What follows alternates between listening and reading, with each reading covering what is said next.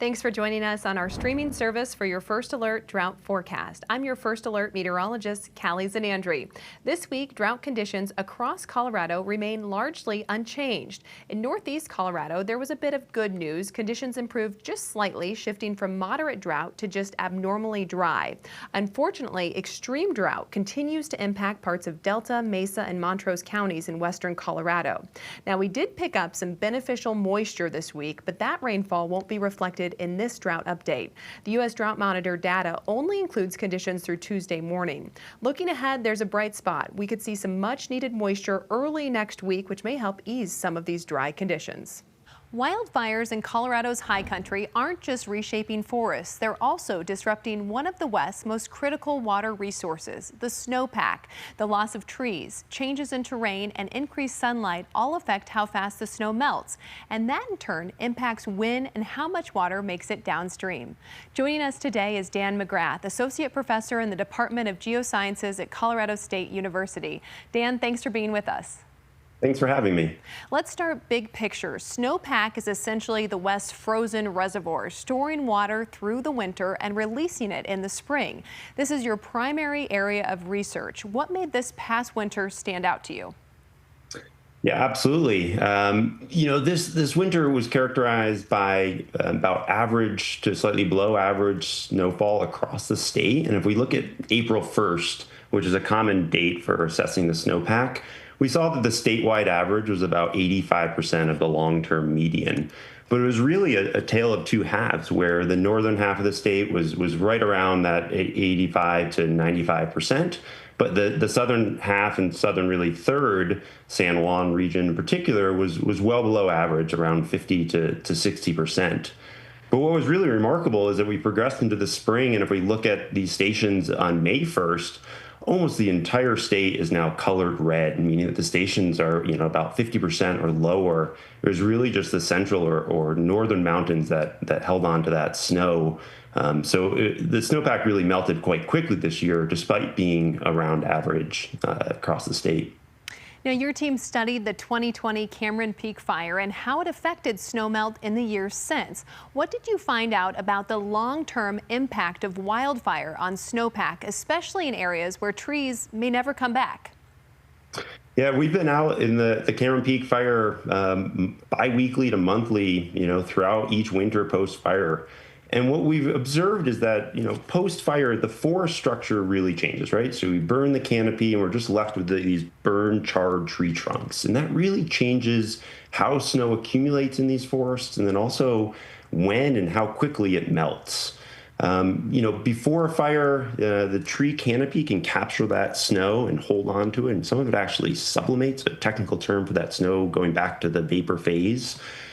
But with the absence of the canopy, we don't see that process happen, that interception. So more of that snow actually falls to the snow surface. So some studies have documented a modest increase in the amount of snow that accumulates in these forests post-fire. But that's not what we've been finding at our sites. We found that the snow, and I'll use the term snow water equivalent frequently, this is how much water is stored in that snowpack, has been comparable between our burned and unburned sites.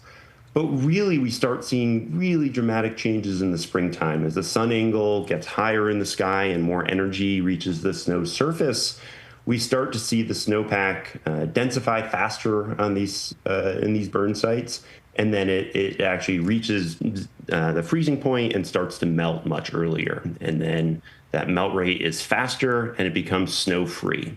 So in a kind of general way, what we're finding is that snowpacks in burned areas are melting faster, sometimes up to twice as fast as unburned areas, and that snow will completely disappear anywhere from a week to as much as a month before comparable unburned sites. And this is really critical for water managers who rely on this natural reservoir for holding that snow and delivering it slowly through the spring and into the summer.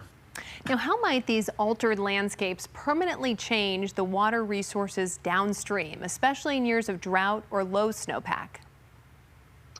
Yeah, the snowpack is such a critical resource. Across the West, snowpack delivers something like 50% of our runoff, but in mountainous regions, it's 70% or more. And those numbers kind of mask its importance, right? Because it's not that it's just that it holds this fraction or generates this amount of water. It's that it's this vast distributed reservoir. It's not like we have just this isolated reservoir and the piping coming from that.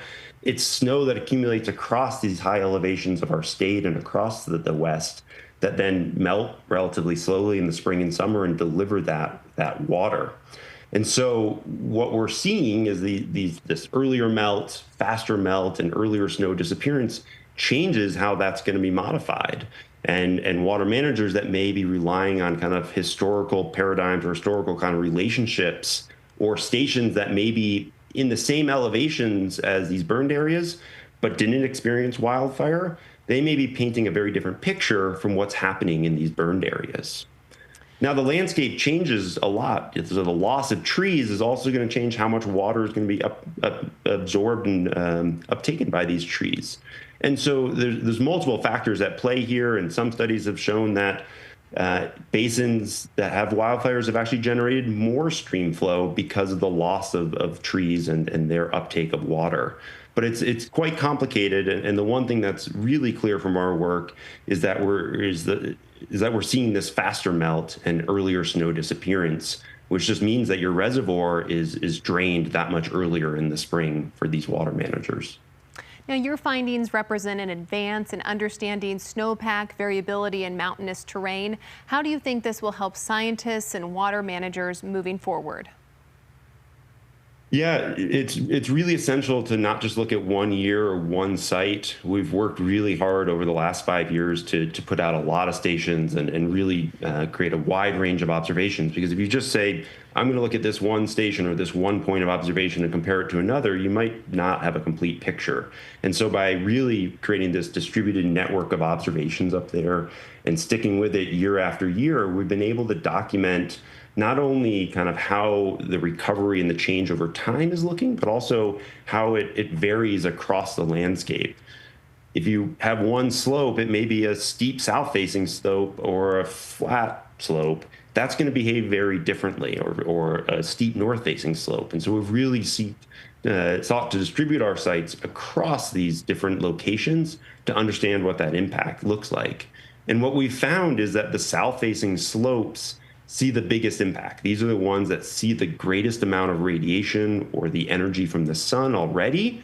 And so post-fire, the loss of that canopy means that more of that energy is reaching the snowpack surface where it's absorbed, warms the snowpack, causes it to reach peak snow water equivalent earlier, and then all these same factors are only exacerbated there: faster melt and earlier snow disappearance. Now, finally, wildfires like Cameron Peak are becoming more common and they're reaching higher elevations. What does that mean for the future of water in the West?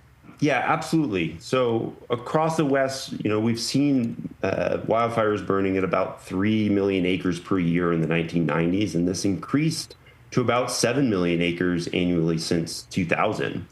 But 2020 was one of these exceptional years, much like 2015 and a handful before that, where we just saw truly exceptional fire extents across the western U.S., something like 10 million acres burned in these years. And another way of looking at it, of the 10 years of the largest acreage burned, all of these have occurred since 2004. And so more and more fires are occurring over larger areas, and they're increasingly happening at higher elevations. These higher elevations are where these thick snowpacks accumulate during the winter.